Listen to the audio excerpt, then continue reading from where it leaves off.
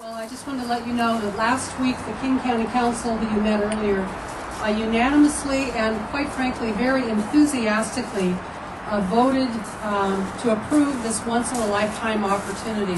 And as has been said previously, this ensures that that corridor will not be sold off piecemeal. It means that it will be brought into public ownership and it will be an irreplaceable asset for the entire region, one that will be owned by the citizens of King County. I guess a lot has been said today. The main message that I really wanted to get across is the fact that the Port of Seattle will acquire the corridor, and then King County will purchase an easement on that corridor, and it will create a union of the people's two levels of government, the county level and the port level, and then it will give those two governments together the opportunity to solve many of this region's big problems, problems associated with transportation. There's a possibility that we will have rail transportation on that corridor someday. I don't know what kind of rail transportation it will be. I don't know if it will be light rail. I don't know if it will be DMUs. I don't know what it will be, but now I feel so certain that that will happen someday. It means that we'll have probably, arguably, one of the most extensive and most exciting trail systems in the United States. We'll have a trail system that will be unequaled by any other metropolitan area, I think, in the entire country, from my perspective. So it'll give people the opportunity to have a much healthier lifestyle, to be outdoors much more, to be much more active.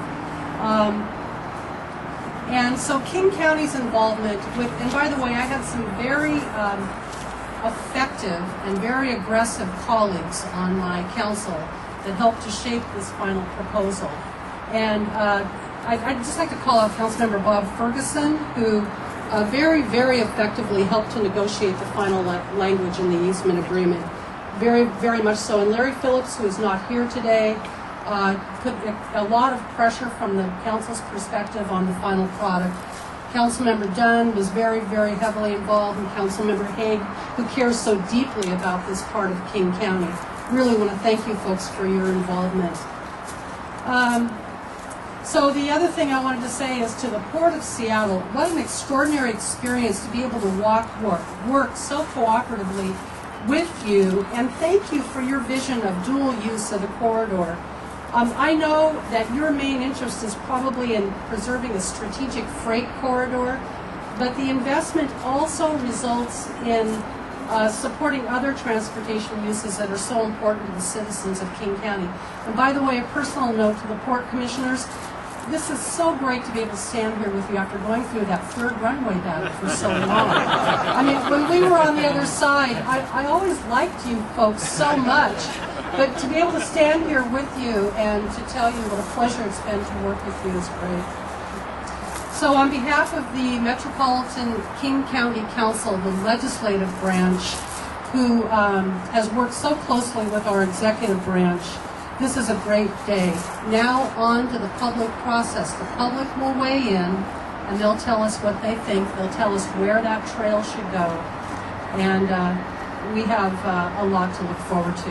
Before I step away, I want to say thanks to Mark Melroy and our staff on the legislative branch. Thank you very much, Mark, for your involvement.